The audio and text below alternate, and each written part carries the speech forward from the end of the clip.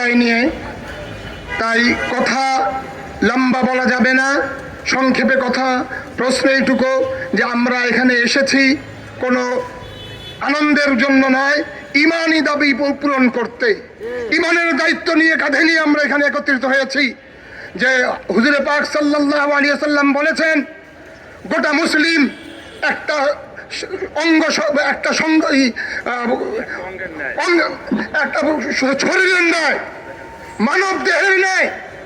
যদি মানব দেহের মধ্যে কোনো এক অঙ্গে কোনো ধরনের চোট লাগে, সেই চোট গোটা শরীরে অনুভব হয়।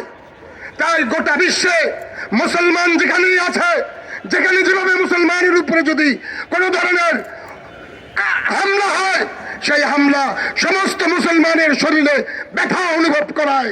সেই ব্যথা মাথায় নিয়ে, সেই ব্যথার অনুভূতি নিয়ে এখানে উপস্থিত হয়েছি। আমি আমার বাংলাদেশ সরকারকে প্রথম দৃষ্টি আকর্ষণ করতে চাই, নিজেদেরকে মুসলমান দাবি করেন। যদি মুসলমান হয়ে থাকেন সত্যিকার অর্থে, তাহলে আপনার ইমানি দায়িত্ব কি সেটা আপনি প্রমাণ করুন। দ্বিতীয়, জাতিসংঘ প্রায় সময় কোনো জায়গায় মুসলমানদের পক্ষ থেকে কোনো ধরনের একটু আধটু আপত্তিকর কোনো কথা শুনলেই তারা তার বিরুদ্ধে সোচ্চার হয়। বিভিন্ন জায়গায়, ইসরায়েলে এবং আরো বহু জায়গায় মুসলমান নিধন হচ্ছে, তারা নীরব দর্শকের ভূমিকা পালন করছে।